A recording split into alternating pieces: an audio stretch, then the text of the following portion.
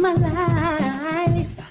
I'm on a spiritual journey with the Most High. It's a new day and a new life. He opened my eyes. I can show you more than tell you. This is my life.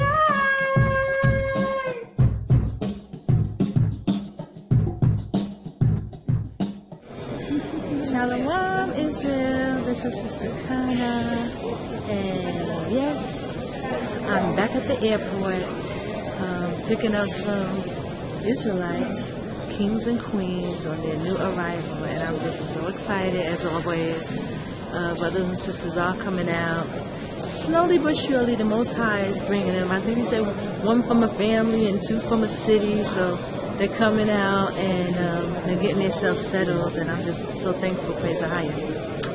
So I just wanted to bring you guys in on it. A lot of people don't really want to be videotaped sometimes, so it depends on the family.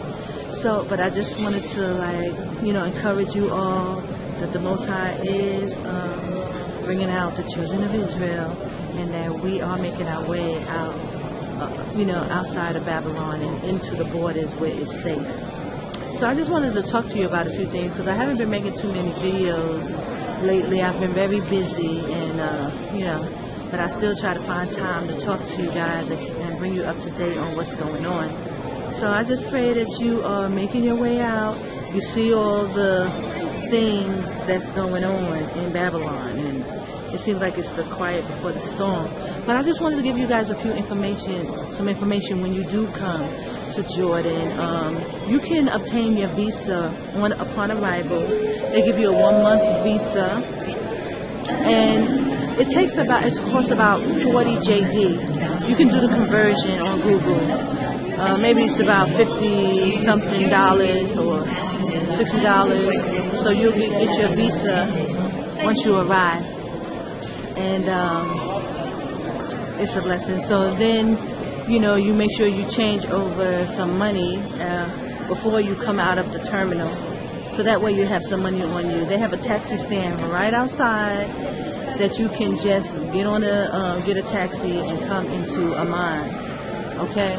Now, we try to meet people at the airport and stuff like that, but I do have to tell you that it becomes very expensive.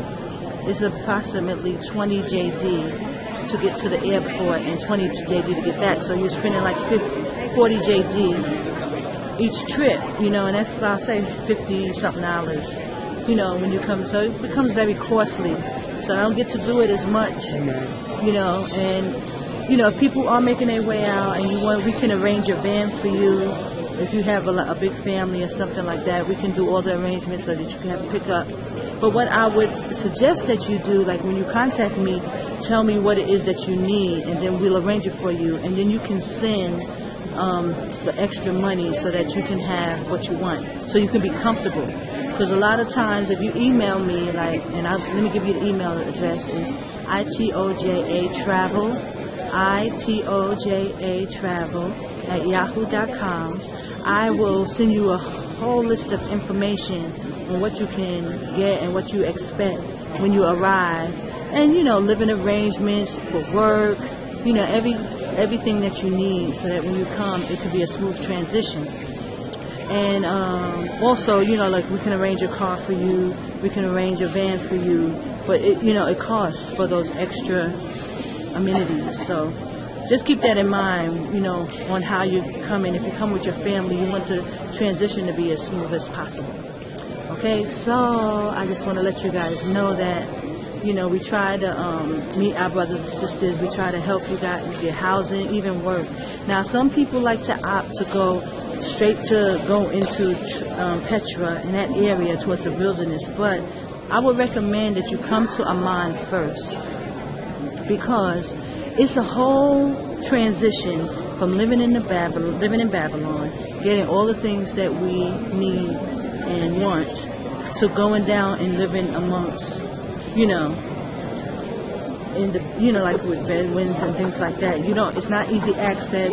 Most people become very frustrated with the things that they are not used to. So it really doesn't make sense for people to just go straight down to Petra, if you used to live in like a certain way and you still want and expect things to be like it is in Babylon. I've seen sisters and brothers go down there and totally like lose it when they get there because they feel like, oh, you know, it's like you going living back in the projects. It's like you live in, you know. So I always say, like, how do you expect to live in the desert in tents and things like that if you can't even live, you know, like you're living in the projects? I mean, you have to. So I do feel that it takes some adjusting, and you need to kind of come down off of the sorcery that we've been dealing with in Babylon. Easy access to everything. You know, we've been really spoiled in America. Very, very spoiled, brothers and sisters. So people, I've seen a lot of brothers and sisters, they start complaining. They start, you know, they're used to this and this and that. They can't get service the way they used to this. You know, they start complaining. So it's best to come into a man, get yourself used to, because you're going to go through a spiritual withdrawal at first. Anyway, so you need to get yourself together, come down, and then slowly but surely you go down to visit, you know, towards the wilderness. You go down there to visit, spend a couple of days, and come back. You know, you don't need to just go cold turkey down there. I've seen so much, guys, and all I try to do is warn our people, try to give them advice. I do believe that's why the Most High sent me out to help our people, to give them advice and try to tell them what to do. And some people kind of take it, you know, different ways. Some people don't want to hear it. They don't want to listen. They rather go through things, and you know, most of them do. They go through stuff and then they go, oh, okay. Then they get it. You know, if you're that type of person that you gotta go through things instead of just taking heed to somebody else's advice, then do what you want to do. But so we're here at the airport.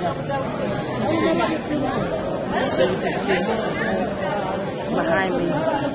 So we're waiting. So I just wanted to give you some tidbits on what to expect when you come out of Babylon. I think it's best that you come into a man, you get yourself settled, and you start to prepare. You know, if you need to work, if you don't have a lot of money, then maybe you need to get a job, you know. You know, a lot of people don't want to come out and get jobs and things like that, but you probably need a job if you don't have a lot of money. Okay, that's just the reality.